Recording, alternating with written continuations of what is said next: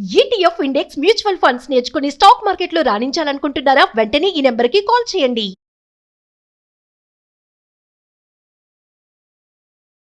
నమస్తే రమ్మగారు. నమస్తే జయ. రమ్మగారు, భగవంతుని ప్రతిరోజు ఆరాధించాలి, పూజించాలి.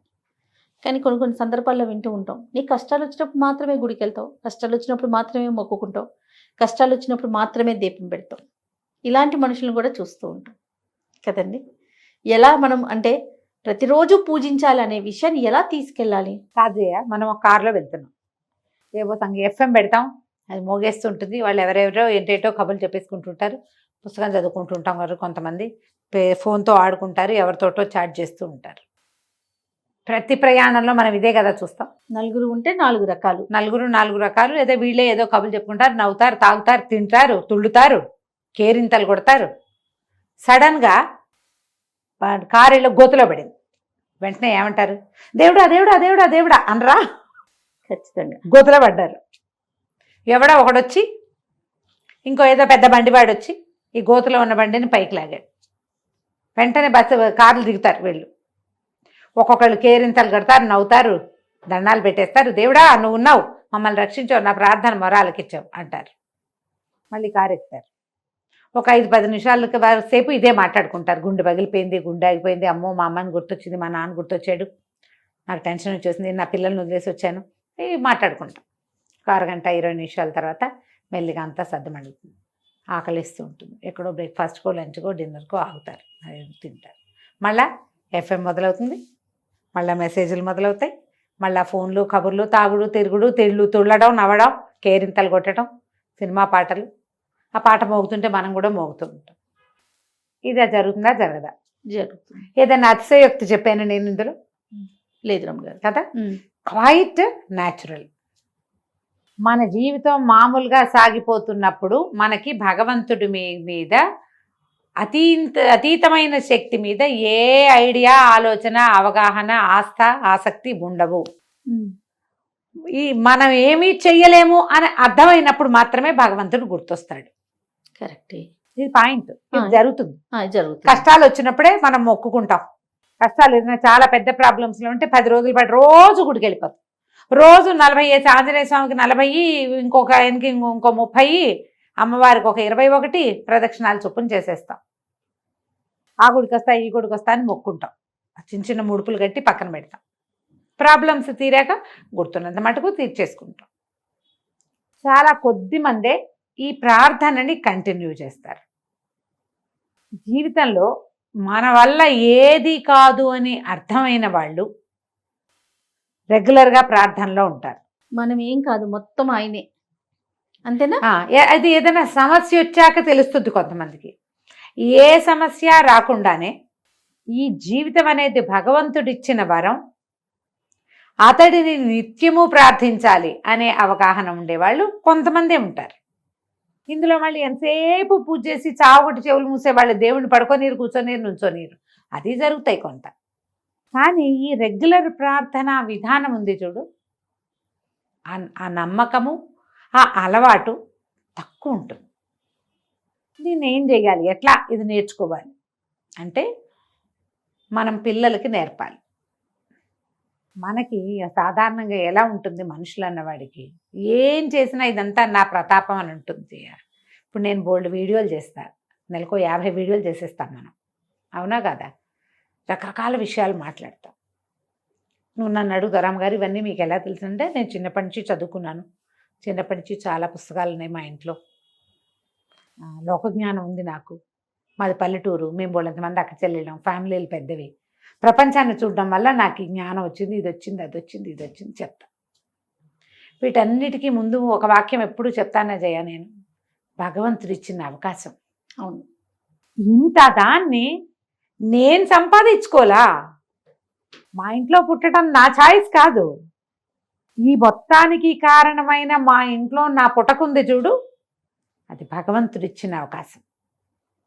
ఇంతమంది గెస్టులు ఉంటే సుమన్ టీవీలో కథలు చెప్పే అవకాశం నా ఒకదానికే రావడం భగవంతుడు ఇచ్చిన అవకాశం. దాన్ని అందిపుచ్చుకుని నేను ఏదో చేస్తున్నా, చేతనైంది. ఈ బేసిక్ పాయింట్ ఉంది చూడు, దైవానుగ్రహం వల్ల ఇది జరిగింది, తర్వాత నేను అప్పుడు నన్ను ఎవరో పట్టుకున్నారు, నేను చెరులో మునిగా, పైనుంచి పట్టుకున్నాడు ఒకడు, కాళ్ళు చేతులు ఆడిస్తా నేను. ఇప్పుడు నేను అది చేస్తున్నా. నన్ను పైనుంచి పట్టుకున్నవాడు ఎవడు? నేను నా గొప్ప చెప్పటల్లా, నా సంగతి చెప్తున్నా మీకు. ఎవరైనా ఇంతే. నువ్వు పెద్ద వ్యాపారవేత్తవి, 500-600 మంది నీ కుటుంబాలు నీ కంపెనీ మీద ఆధారపడి ఉన్నాయి. ఇంతమందిని చూసుకునే అవకాశం నీకు ఇచ్చాడు భగవంతుడు. మన సుమన్ టీవీ సంస్థలోనే 400-500 మంది ఉద్యోగులు ఉన్నారు. రోజుకి కొన్ని కోట్ల వ్యూస్ వస్తుంటాయి మనకి. 100ల కొద్దీ వీడియోలు చేస్తాం. ఎక్కడి నుంచి? ఈ ఎంటర్టైన్మెంట్ ద్వారా ధన సంపాదనకి భగవంతుడు అవకాశం ఇచ్చాడు కంపెనీకి. ఇది ఒక బేసిక్ పాయింట్. దీన్ని రోజు మనం డబ్బు కొట్టుకుని చప్పట్లు చెప్పక్కర్లా, ఇక్కడ ఇక్కడ ఉంచుకోవాలి. ఈ రెండు మన ఆత్మతోటి అనుసంధానం అయ్యి ఉంటాయి. ఇదంతా నా ప్రతాపమే అనుకుంటే టంగ్ మనకు మొట్టికాయ పడుతుంది. ఈ మొట్టికాయ ప్రపంచానికి కనబడపోయినా మనకి తెలుసు, మనకే తగులుతుంది కదా, మనకు తెలుసు కదా, మనకే బొప్పి కట్టిద్ది మనకే బొప్పి కట్టుతుంది.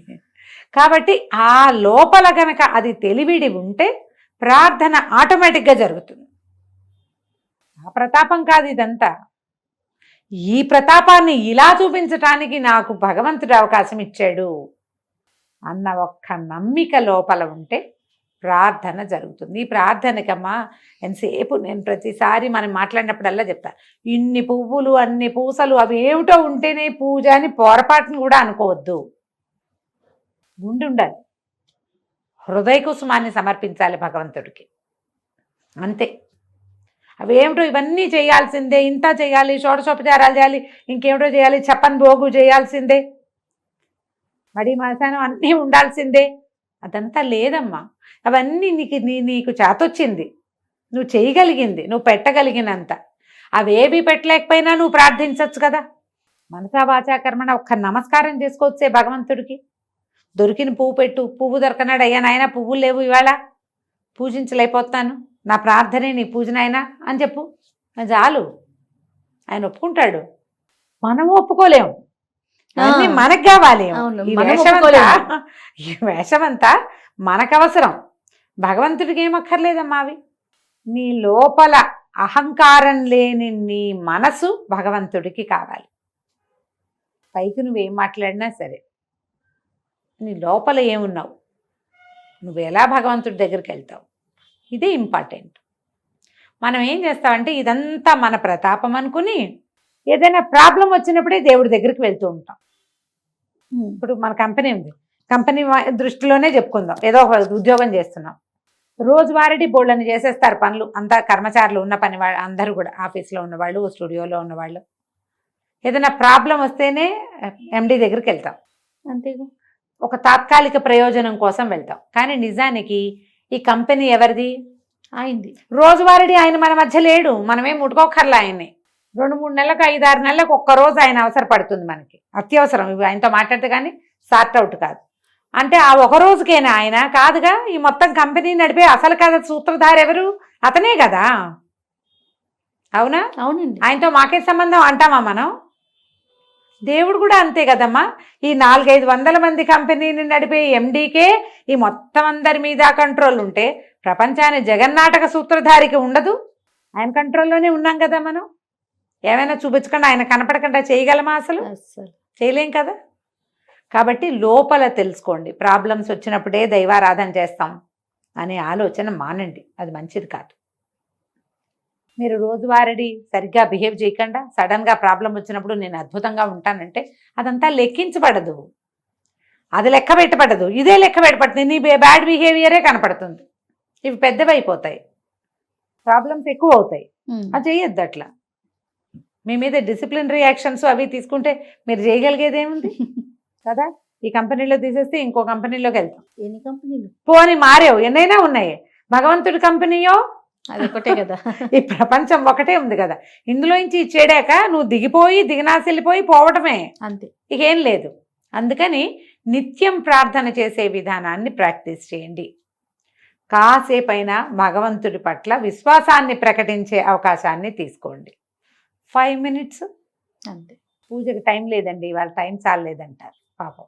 అంటే పూజ అనగానే మన దేవుడి మందిరం శుభ్రం చేయటము, దీపారాధన కుందులు తోముకోవటము, ఒక 50 రూపాయల పువ్వులన్నీ అమర్చటము, ఒక 20 రూపాయల పళ్ళు నివేదన పెట్టటము, దీపారాధన చేయటం, దీపాన్ని చుట్టూతా పువ్వులు పేర్చాలి, మనంత పని అదంతా కదా.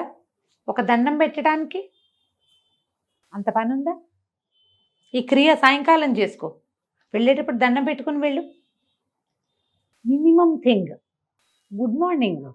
తెల్లవారు లేస్తే ఎంతమంది గుడ్ మార్నింగ్లు పెడుతున్నావమ్మా మనం? నేను అసలు స్పందించిన జయ నీకు పదే పదే చెప్తుంటాను నేను. కనీసం ఒక నెల రోజుల పాటు రోజు గుడ్ మార్నింగ్ గుడ్ నైట్ పెట్టిన తర్వాత బాబు మీకు విసుగు లేదా, ఎందుకు నైనా పెడతారు అని చెప్పాల్సి వస్తుంది. ఇవి గుడ్ మార్నింగ్లు పెట్టేటప్పుడు దేవుడికి కూడా చెప్పచ్చు కదా ఒక శుభోదయం. మనం ప్రాబ్లం వచ్చినప్పుడు పిలుస్తాను నేను, అప్పటి వరకు మా ఇంట్లో అసింటా ఉండు అని చెప్తామా? అలా చెప్పకూడదుగా, ఇలా చెప్పండి. రోజు నమస్కారం చేసుకోండి. నిద్ర లేచాక, లేవగానే, ఎక్కడికైనా బయటికి వెళ్ళేటప్పుడు, సాయంకాలం ఇంటికి బయటికి రాగానే, పని నుంచి తిరిగి రాగానే, రాత్రి పడుకునేటప్పుడు 4 పూటల భగవంతుడిని తలుచుకుని మీ ఇష్టదైవాన్ని ఒక నమస్కారం చేసుకోండి. ఇది మీరు పిల్లలకు కూడా చెప్పచ్చు, నేర్పించవచ్చు. నిత్యము దైవాన్ని మనతో ఉంచుకోవచ్చు మనం. అంతే. ప్రాబ్లమ్స్ వచ్చినప్పుడు ఎండి దగ్గర పరిగెత్తినట్టుగా పరిగెత్తుదాం అప్పుడు కూడా అవసరమైతే పరిగెత్తచ్చు. ఈ రోజువారీ గుడ్ మార్నింగ్ కూడా చెప్పండి. ఖచ్చితంగా. డెఫినెట్గా రమ్మగారు. నమస్తే. నమస్తే జయ.